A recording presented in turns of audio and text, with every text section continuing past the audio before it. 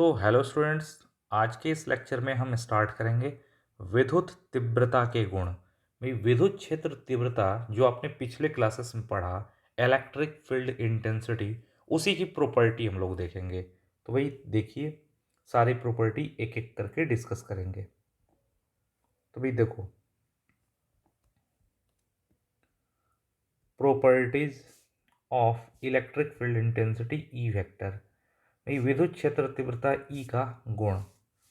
तो ये पहला गुण है कि धनावेश के चारों ओर, ये प्लस चार्ज है भाई, प्लस चार्ज के चारों ओर कहीं भी, यहाँ यहाँ यहाँ यहाँ, प्लस चार्ज के चारों ओर कहीं भी भाई, यहाँ यहाँ यहाँ कहीं कहीं भी, तो प्लस चार्ज के चारों ओर कहीं भी तीव्रता की जो दिशा होती है, इंटेंसिटी ई की जो दिशा होती है, प्लस चार्ज से, इस प्लस से हमेशा दूर। तो यहाँ पे तीव्रता की दिशा किधर होगी? इस प्लस से दूर। यहाँ तीव्रता की दिशा किधर होगी? प्लस से दूर। यहाँ तीव्रता की दिशा किधर होगी भाई? भाई यहाँ पे तीव्रता की दिशा किधर होगी? इस प्लस से दूर। यहाँ तीव्रता की दिशा किधर होगी भाई? प्लस से दूर। तो धनावेश के, प्लस चार्ज के चारों ओर कहीं भी तीव्रता की दिशा प्लस से दूर दूर दूर, हर जगह दूर। यहाँ तीव्रता की दिशा किधर होगी? प्लस से दूर। इस पॉइंट पर इंटेंसिटी की दिशा प्लस से दूर, प्लस से दूर। भी प्लस चार्ज के चारों ओर कहीं भी इंटेंसिटी जो होती है, कहीं भी इंटेंसिटी प्लस से दूर ही होती है।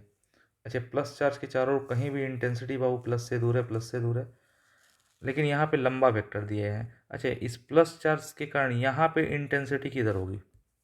यहाँ पे इंटेंसिटी किधर होगी? यहाँ भी अगर इंटेंसिटी की दिशा, यहाँ भी ई वेक्टर की दिशा देखनी है, तो ई वेक्टर की दिशा, ई वेक्टर की दिशा बाबू प्लस से दूर। तो यहाँ पे ई वेक्टर की दिशा प्लस से दूर, लेकिन भाई यहाँ पे हम छोटा वेक्टर खींचे हैं। यहाँ पे लंबा वेक्टर है, आवेश के पास में इंटेंसिटी ज़्यादा होता है तो लंबा वेक्टर खींचे हैं, और इससे दूरी पर चले जाते हैं। पास में है तो लंबा वेक्टर खींचे हैं, यहाँ से दूरी पर चले गए तो इलेक्ट्रिक फील्ड का ताकत, स्ट्रेंथ कम हो जाता है। तो यहाँ भी तो वो तीव्रता की दिशा प्लस से दूरी होगी, लेकिन यहाँ पे स्ट्रेंथ कम होगा तो छोटा वेक्टर। यहाँ भी तीव्रता की दिशा किधर होगी? प्लस से दूर ही होगी। यहाँ भी प्लस से दूर ही होगी भाई, यहाँ भी इंटेंसिटी इस प्लस से दूर होगी। यहाँ भी इंटेंसिटी प्लस से दूर, प्लस से दूर, प्लस से दूर। लेकिन भाई नज़दीक में हम हैं, आवेश के नज़दीक में है, तो फील्ड का स्ट्रेंथ ज़्यादा है, बड़ा वेक्टर खींचे और आवेश से दूर चले गए हैं तो छोटा वेक्टर खींचे हैं। तो याद रखना, प्लस चार्ज के चारों ओर, प्लस चार्ज के चारों ओर कहीं भी इंटेंसिटी की दिशा प्लस से दूर, प्लस से दूर, हर जगह प्लस से दूर होती है। अच्छा, ऐसा क्यों? ये भी तो कर सकते हो, प्लस चार्ज के चारों ओर इंटेंसिटी प्लस से दूर ही क्यों होती है भाई? किसी भी बिंदु पर इंटेंसिटी निकालनी है तो यहाँ पे प्लस रखेंगे। जैसे ही यहाँ पे प्लस रखेंगे, यहाँ प्लस रखेंगे, तो ये प्लस इस प्लस को क्या करेगा? इधर विकर्षित करेगा। अगर ये प्लस इस प्लस को इधर विकर्षित करेगा तो इंटेंसिटी तो हमेशा प्लस के लगने वाले बल की दिशा में होती है ना। इस प्लस पर बल इधर लगेगा तो इंटेंसिटी इधर। अच्छा, यहाँ पे तुम प्लस रखोगे तो फिर ये प्लस इस प्लस को विकर्षित करेगा। तो इस प्लस के चारों ओर कहीं भी प्लस रखोगे, यहाँ यहाँ, तो ये प्लस विकर्षित करेगा बाहर की ओर। इसीलिए प्लस के कारण चारों ओर कहीं भी इंटेंसिटी प्लस से, इस प्लस से दूर ही होती है। चलो भैया माइनस चार्ज की बात करें। माइनस चार्ज के चारों ओर, माइनस के चारों ओर कहीं भी इंटेंसिटी, कहीं भी इंटेंसिटी की दिशा, इंटेंसिटी नहीं, इंटेंसिटी की दिशा माइनस की ओर होती है भाई। माइनस चार्ज के चारों ओर कहीं भी इंटेंसिटी, यहाँ यहाँ यहाँ कहीं भी, किसी भी पॉइंट पर इंटेंसिटी निकालो तो माइनस चार्ज की ओर, माइनस चार्ज की ओर। यहाँ इंटेंसिटी का डायरेक्शन किधर होगा? माइनस की ओर। यहाँ किधर होगा? माइनस की ओर। यहाँ किधर होगा इंटेंसिटी का डायरेक्शन? माइनस की ओर। भाई माइनस चार्ज के कारण कहीं भी इंटेंसिटी जो होती है माइनस चार्ज की ओर होती है। तो भाई कोई पूछे माइनस चार्ज के चारों ओर कहीं भी, कहीं यहाँ यहाँ यहाँ कहीं कहीं भी इंटेंसिटी माइनस की ओर होती है। भाई क्यों होती है? क्योंकि कहीं भी इंटेंसिटी की दिशा देखनी है, यहाँ इंटेंसिटी की दिशा देखनी है, यहाँ पे इंटेंसिटी देखना है, तो यहाँ पे प्लस चार्ज रखेंगे, प्लस रखेंगे तो ये माइनस, अपना माइनस इस प्लस को क्या करेगा? इधर आकर्षित करेगा, इधर आकर्षित करेगा तो इंटेंसिटी की दिशा अंदर की ओर होगी। तो भाई जान लो, प्लस चार्ज के चारों ओर कहीं भी इंटेंसिटी प्लस से दूर होता है और माइनस चार्ज के चारों ओर इंटेंसिटी का डायरेक्शन माइनस की ओर होता है। तो भाई ये पहला तो इलेक्ट्रिक फील्ड का प्रॉपर्टी देख ही लिए। भाई अब दूसरा प्रॉपर्टी, आपको पता है जी, किसी भी आवेश कैपिटल क्यू के कारण आर दूरी पर, भाई ये आवेश प्लस कैपिटल क्यू है, इससे आर दूरी पर यहाँ पे इंटेंसिटी तीव्रता का सूत्र क्या होता है, ई बराबर 1/4πε0। क्यू से आर दूरी पर तो ई बराबर 1/4πε0 Q/r²। तो हमें पता है भाई सोर्स चार्ज प्लस क्यू, भाई ये सोर्स चार्ज है, सोर्स चार्ज प्लस क्यू से आर दूरी पर, इस क्यू से आर दूरी पर यहाँ पे इंटेंसिटी बराबर होता है 1/4πε0 Q/r²। भाई 1/4πε0 एक प्योर कांस्टेंट है, 1/4πε0 9 × 10⁹ ये कांस्टेंट है। आवेश को भी कांस्टेंट मान लो, ये कांस्टेंट, तो ई व्युत्क्रमानुपाती है r² के। ई भाई ये कांस्टेंट अगर दोनों हटा दोगे, दोनों कांस्टेंट हट जाएगा तो बराबर नहीं रहेगा, समानुपाती हो जाएगा, तो ई समानुपाती 1/r²।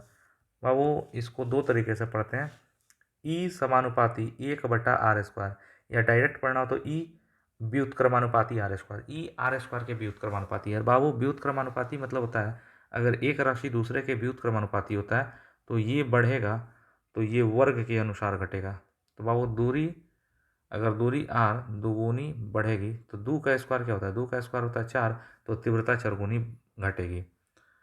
बाबू विद्युत तीव्रता ई r² के व्युत्क्रमानुपाती है, विद्युत तीव्रता ई r के स्क्वायर के व्युत्क्रमानुपाती है, तो इसको कहते हैं, क्यों, ई आर के स्क्वायर के व्युत्क्रमानुपाती है, इसको कहते हैं वर्ग व्युत्क्रम नियम, वर्ग व्युत्क्रम नियम। भाई इसको कहते हैं इनवर्स स्क्वायर लॉ,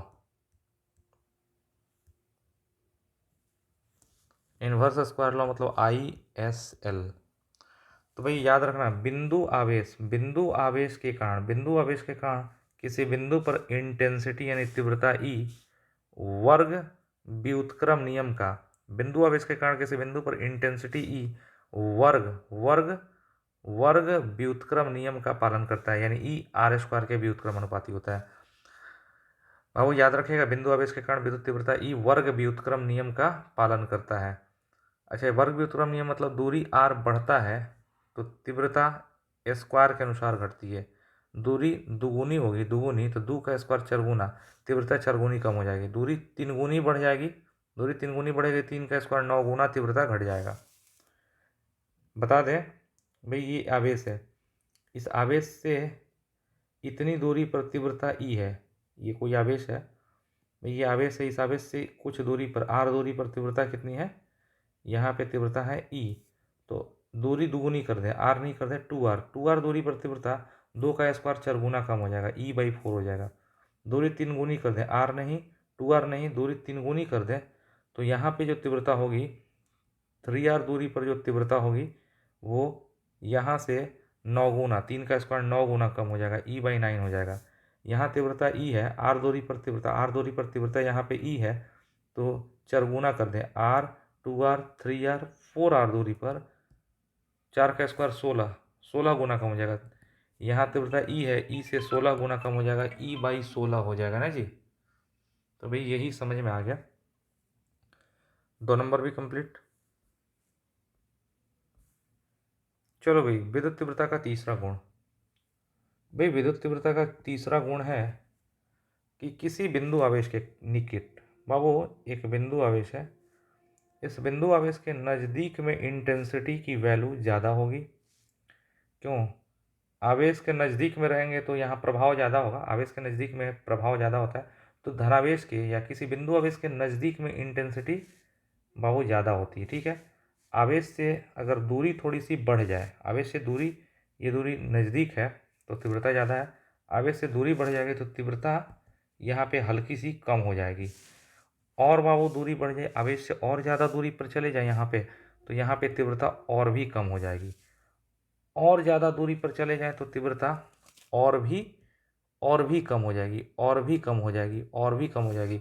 और अगर हम आवेश से अनंत दूरी पर चले जाएं, अनंत टू इन्फिनिटी, अनंत दूरी पर चले जाएं, तो वहाँ पे तीव्रता जीरो हो जाएगी। तो किसी धनावेश के नज़दीक में, बताओ, किसी धनावेश के नज़दीक में रहते हैं तो तीव्रता, इंटेंसिटी ज़्यादा होती है, आवेश का प्रभाव ज़्यादा होता है। आवेश से बहुत दूरी पर जाते हैं तो तीव्रता लगातार घटती है और अनंत दूरी पर तीव्रता घट के जीरो हो जाती है। भाई तीसरा गुण भी हो गया।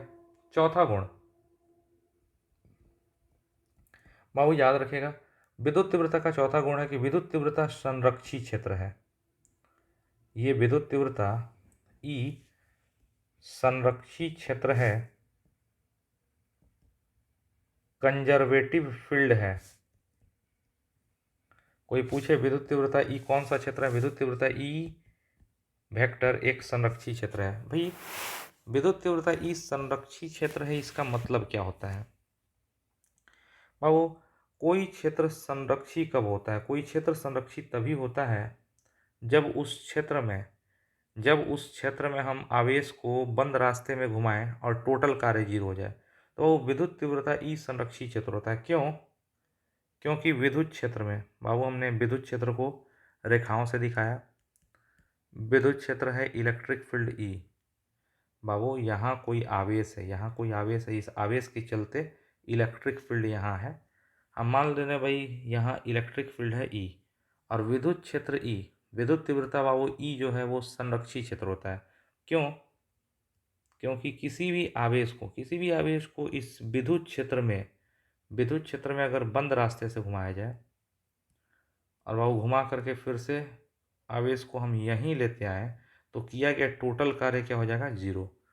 अगर आवेश को इलेक्ट्रिक फील्ड में बंद रास्ते से घुमाया जाए और टोटल कार्य जीरो हो जाए, तो ये संरक्षी क्षेत्र की पहचान है। और देखते हैं कि विद्युत तीव्रता ई संरक्षी क्षेत्र होता है।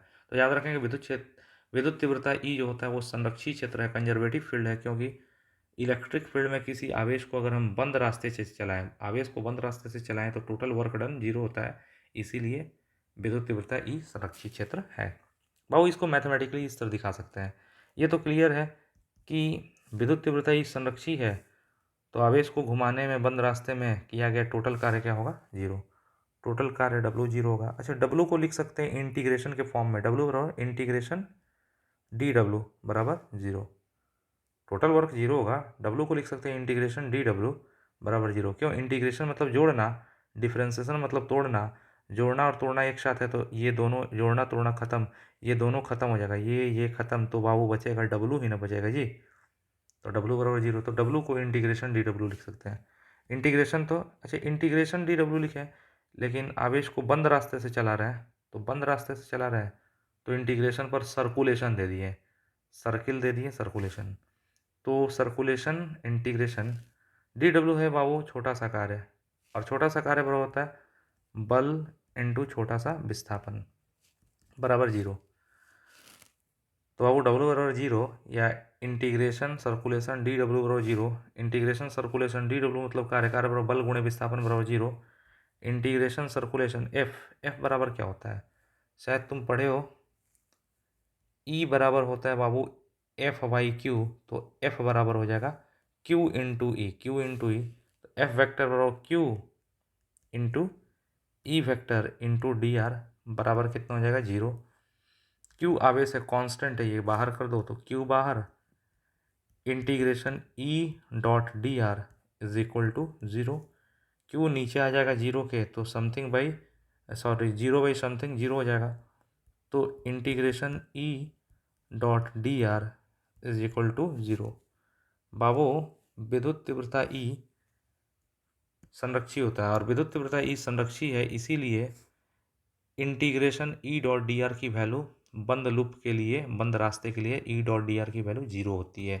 तो याद रखना, ये बड़ा इंपॉर्टेंट रिजल्ट है कि ई डॉट डी आर का अगर इंटीग्रेशन ले लें बंद रास्ते के लिए तो वो जीरो हो जाए, इसीलिए ई संरक्षी क्षेत्र होता है। चलो भाई, अब विद्युत तीव्रता का पांचवा गुण देखते हैं। भाई विद्युत तीव्रता का पांचवा गुण कहता है सीधे सीधे कि बाबू किसी आवेश के नज़दीक रहते हैं, ध्यान देना, किसी भी अगर आवेश के हम नज़दीक रहते हैं, सॉरी ये तो हो ही गया। पांचवा गुण बाबू कहता है कि किसी भी बिंदु पर, पांचवा गुण बाबू यही है कि किसी भी बिंदु पर तीव्रता देखनी है तो वहाँ पे धनावेश रखते हैं, और धनावेश पर जिधर बल लगेगा उधर होती है तीव्रता ई की दिशा।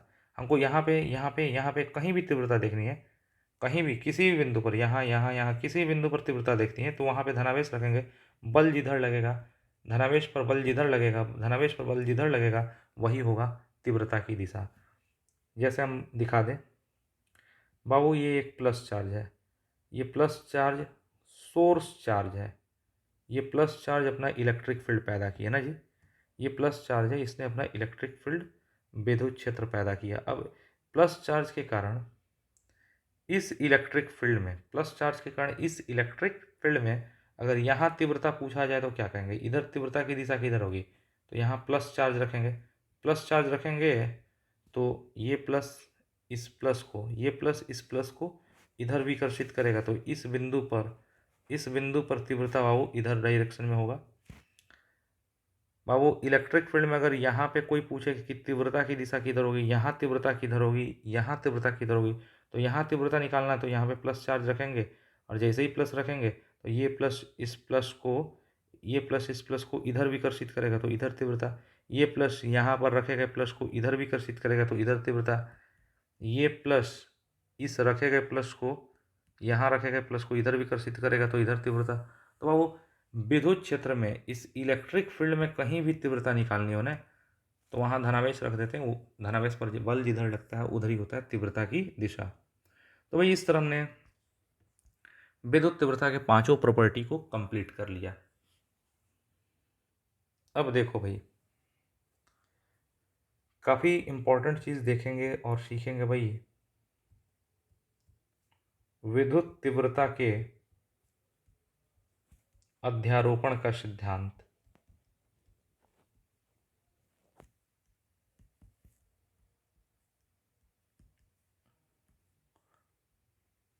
भाई ये क्लास 12 का फिजिक्स है ना जी, और ये जान लो विद्युत तीव्रता के अध्यारोपण का सिद्धांत काफ़ी इंपॉर्टेंट हो जाता है। विद्युत तीव्रता के अध्यारोपण का सिद्धांत यानी principle of superposition of electric field intensity E vector. विद्युत तीव्रता यानी ई वेक्टर, विद्युत तीव्रता के अध्यारोपण का सिद्धांत। अध्यारोपण मतलब बहुत सारे चीज़ों का एक ही बिंदु पर आके मिलना, एक ही बिंदु पर। तो भाई विद्युत तीव्रता के अध्यारोपण का सिद्धांत यानी principle of superposition of electric field, विद्युत तीव्रता के अध्यारोपण का सिद्धांत। बहु अध्यारोपण का सिद्धांत मतलब सुपरपोजिशन प्रिंसिपल कहते हैं। तो विद्युत तीव्रता के अध्यारोपण का सिद्धांत क्या बोलता है, देखिए भाई, विद्युत तीव्रता के अध्यारोपण का सिद्धांत कहता है, देखो विद्युत तीव्रता का अध्यारोपण का सिद्धांत समझना है ना, तो हमने यहाँ एक आवेश ले लिया बाबू प्लस Q1। अच्छा, यहाँ प्लस Q1 आवेश लिए हैं इससे R1 दूरी पर। अच्छा, यहाँ पे केवल एक आवेश है तो इस आवेश से R1 दूरी पर यहाँ पे तीव्रता कितनी होगी, तो भाई यहाँ पे तीव्रता निकालनी है तो यहाँ पे प्लस चार्ज रखोगे तो ये प्लस यहाँ रखे गए प्लस को क्या करेगा, ये प्लस इस प्लस को विकर्षित करेगा, तो प्लस को विकर्षित करेगा तो अगर ये वो आवेश केवल Q1 आवेश रहता तो इस आवेश के चलते बिंदु P पर, Q1 आवेश के चलते बिंदु P पर तीव्रता किधर होती, केवल E1 होता है। अच्छा चलो, अब यहाँ पे इस जगह एक आवेश नहीं दो आवेश रहते हैं भाई, यहाँ पे अब Q1 के अलावा एक दूसरा आवेश है प्लस Q2। यहाँ पर बाबू केवल Q1 आवेश रहता तो Q1 आवेश के कारण P पर तीव्रता केवल अकेले एक ही होती E1, तो केवल एक आवेश रहता तो तीव्रता यहाँ पे होती P पर E1। अगर अब एक नहीं दो आवेश हो जाए, Q1 और Q2 दोनों आवेश हो जाए तो P पर तीव्रता क्या होगी बाबू, Q1 के कारण तो E1 होगी, लेकिन दूसरा आवेश है तो इस दूसरे आवेश के कारण यहाँ पे तीव्रता अब E1 नहीं होगी, E2 वेक्टर होगी। E1 वेक्टर नहीं, E2 वेक्टर होगी। और दूसरा आवेश की दूरी R2 है। अच्छा, अगर यहाँ पे अब दो ही आवेश Q1 Q2 नहीं रहे, अगर यहाँ पे तीसरा आवेश भी रहता, -Q3 रहता, -Q3 आवेश रहता जिसकी दूरी बिंदु P से R3 रहती, तो बाबू यहाँ पे तीव्रता, इस बिंदु P पर तीव्रता किधर होती? माइनस के कारण तीव्रता यहाँ पे देखनी है, तो यहाँ पे प्लस चार्ज रखेंगे तो माइनस इस प्लस को क्या करेगा? आकर्षित करेगा। तो यहाँ पे तीव्रता E1 E2 और E3 वेक्टर होती ना जी। तो बाबू कहने का मतलब, अगर हम केवल एक ही आवेश केवल Q1 ही होता, अगर केवल Q1 होता तो P पर तीव्रता, यहाँ पे तीव्रता केवल E1 होती। Q1 Q2 दोनों होता तो तीव्रता E1 और E2 दोनों होती। अगर Q1 Q2 Q3 तीनों आवेश रहेंगे तो P पर नेट तीव्रता निकालना है, तो E1 vector plus E2 vector plus E3 vector. उसी तरह करते करते करते अगर यहाँ पे 4 5 6 7 8 9 10 करते करते n आवेश हो जाए, यहाँ पे Q1 Q2 Q3 Q4 Q5 Qn, अगर Qn आवेश रहता प्लस Qn, तो यहाँ पे तीव्रता निकालनी है तो प्लस चार्ज रखते हैं, तो ये प्लस उसको विकर्षित करता, तो इसके कारण तीव्रता E4 नहीं En वेक्टर होती। अच्छा, तो इसका मतलब यहाँ पे अगर एक साथ बहुत सारे आवेश हो, बाबू यहाँ पे एक साथ अगर बहुत सारे आवेश हो तो P पर नेट तीव्रता क्या होगी? केवल E1 वेक्टर की, केवल E2 की, E3 की, E4 की, En। यहाँ पे नेट तीव्रता बाबू निकालना है, तो सबके कारण अलग अलग तीव्रता को जोड़ो, E1 vector plus E2 vector plus E3 vector E plus En vector कर दो, तो यहाँ पे नेट तीव्रता मिल जाएगी। तो भाई विद्युत तीव्रता के अध्यारोपण का सिद्धांत कहता है कि बहुत से आवेशों के कारण, बहुत से आवेशों के कारण, बाबू यहाँ है, यहाँ है, यहाँ है, यहाँ है, कहता है बहुत से आवेशों के कारण किसी बिंदु P पर नेट तीव्रता है, किसी बिंदु P पर नेट तीव्रता प्रत्येक आवेश द्वारा वहाँ उत्पन्न तीव्रता E1 E2 E3 E4 E5 En के सदिशीय योग के बराबर होती है। तो कह सकते हो बाबू कि बिंदु P पर नेट तीव्रता, कह सकते हो जी कि बिंदु P पर नेट तीव्रता क्या होगी? अगर सभी आवेश एक साथ रहें बाबू, तो बिंदु P पर नेट तीव्रता E वेक्टर बराबर पहले आवेश की तीव्रता E1 वेक्टर प्लस दूसरे की तीव्रता E2 वेक्टर प्लस तीसरे की तीव्रता E3 vector plus dot dot nवें की तीव्रता En वेक्टर। तो बाबू बिंदु P पर नेट तीव्रता E वेक्टर बराबर क्या हो गया? E वेक्टर बराबर E1 है बाबू पहले आवेश की तीव्रता, E1 है पहले आवेश की तीव्रता। तीव्रता का सूत्र होता है 1/4πε0। तो 1/4πε0 Q/r², तो Q नहीं, पहला आवेश Q1/r1 का स्क्वायर इंटू R1 कैप, क्योंकि ये वेक्टर रूप में है, वेक्टर रूप में। तो नेट तीव्रता E बराबर E1 है पहले आवेश Q1 की तीव्रता, और Q1 की तीव्रता 1/4πε0 Q1/r1² into R1 cap plus E2 है दूसरे आवेश की तीव्रता, दूसरा आवेश Q2 था, उसकी तीव्रता 1/4πε0 Q2/r2² into R2 cap plus E3 है तीसरे आवेश की तीव्रता, तीसरा आवेश की तीव्रता E3 क्या होगी? E3 तीसरा आवेश माइनस Q3 है ना, तो उसकी तीव्रता 1/4πε0 और फिर -Q3/r3² इंटू R3 कैप ना जी, और plus dot dot dot dot dot plus nवें आवेश की तीव्रता 1/4πε0 Qn/Rn² इंटू Rn कैप। अच्छा बाबू, ये देख रहे हो कि सब में से 1/4πε0 कॉमन है, तो सब में से कॉमन लेकर के हटा दो, तो बहुत से आवेश के कारण बिंदु P पर नेट तीव्रता E वेक्टर बराबर 1/4πε0 कॉमन हो गया, Q1/r1² इंटू R1 कैप। 1/4πε0 सब में से कॉमन हो गया, तो Q1/r1² R1 cap, Q2/r2² R2 cap, Q3/r3² R3 cap, Qn/rn² Rn cap. तो Q1/r1² R1 कैप प्लस दूसरे की Q2/r2² R2 कैप प्लस तीसरे की -Q3/r3² into R3 cap plus dot dot dot dot nवें की Qn/Rn² इंटू Rn कैप। भाई यही हो गया अध्यारोपण का सिद्धांत ना जी। इसका मैथमेटिकल फॉर्म। भाई ये सब चीज़ क्या है, 1 1 1 2 2 2 3 3 3 4 4 4 n n n, और ये ऐसे ऐसे राशियों का जोड़ है। और जोड़ को हम बाबू इस इतने बड़े चीज़ को हम छोटे फॉर्म में भी, इतने बड़े चीज़ को छोटे फॉर्म में भी लिख सकते हैं। तो बिंदु P पर नेट तीव्रता ई वेक्टर बराबर 1/4πε0। और बाबू 1 1 1 2 2 2 3 3 3 n n n, ये सब का क्या है, जोड़ है। ये जोड़ का चिन्ह है ना जी, सबके बीच जोड़ का चिन्ह है। 1 1 1 2 2 2 3 3 3 n n n जोड़ है। जोड़ को कहते हैं सिग्मा, जोड़ को सिग्मा कहते हैं। और स्टार्ट है 1 1 1 से, तो इनिशियल, इनिशियल मतलब प्रारंभ करना, 1 से प्रारंभ करना है और फाइनली पहुंचना है n तक। 1 2 3 और फाइनल पहुंचना है n तक। तो इनिशियल नीचे लिखते हैं सिग्मा, मतलब जोड़ वाली राशि है। ऐसा ऐसे बहुत सारे चीज़ों को जोड़ना है, 1 1 1 2 2 2 जोड़ना है। सिग्मा मतलब जोड़ करना है, इनिशियल यानी 1 से स्टार्ट करना है, फाइनल पहुंचना है n तक। और पहला टर्म लिख देते हैं, या पहले टर्म को ऐसा लिख देते हैं QI/RI² इंटू RI कैप, ऐसे लिख देते हैं। और ये समझते हैं हम, इतने चीज़ को हम आई लिख दिए, तो I 1 से स्टार्ट होगा तो Q1/R1² R1 कैप।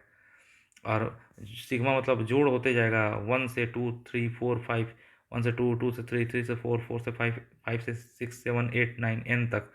तो QI/RI² इंटू RI कैप, आई का मान 1, एक बार 2, फिर एक बार 3, एक बार 4। और बाबू करते करते सिग्मा करते जाओ, जोड़ते जाओ। और ये चीज़ है विद्युत तीव्रता के अध्यारोपण के सिद्धांत का मैथमेटिकल फॉर्म। तो भाई यहाँ तक हम पढ़ा करके ख़त्म करते हैं। Okay, good night, thank you.